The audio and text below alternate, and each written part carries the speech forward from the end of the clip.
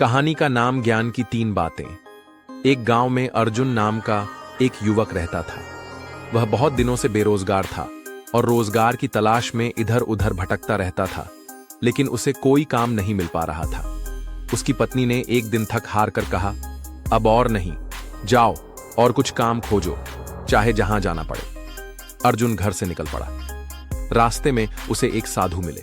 साधु ने उसे बुलाया और कहा, बेटा, तुम्हें 3 ज्ञान की बातें दूंगा, इन्हें कभी मत भूलना। अर्जुन ने ध्यान से साधु की बात सुनी।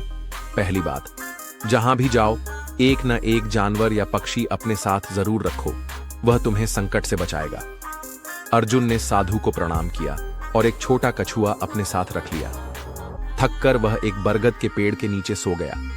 तभी पास के बिल से एक जहरीला सांप निकला और अर्जुन की ओर बढ़ा, लेकिन कछुए ने सांप को देख लिया और अपनी मजबूत खोल से उसे रोक लिया। सांप कछुए के हमले से मारा गया। अर्जुन की जान बच गई। कुछ समय बाद अर्जुन एक गांव पहुंचा।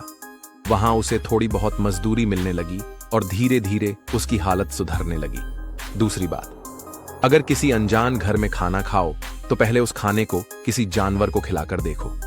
अर्जुन ने अब एक वफादार कुत्ता पाल लिया। कई सालों की मेहनत के बाद वह अच्छा पैसा कमा चुका था और घर लौटने लगा। रास्ते में एक औरत ने उसे रोका और कहा, थके लगते हो, मेरे घर खाना खा लो, आराम कर लो। अर्जुन को साधु की बात याद आई। उसने पहले कुत्ते को खाना खिलाया। कुत्ता कुछ ही पलों में तड़प कर मर गया। अर्जुन समझ गया कि खाने में जहर था। वह बिना कुछ कहे चुपचाप वहां से निकल गया। तीसरी बात, जहां भी सो अपने बिस्तर को झटक कर देखो, फिर ही उस पर लेटो।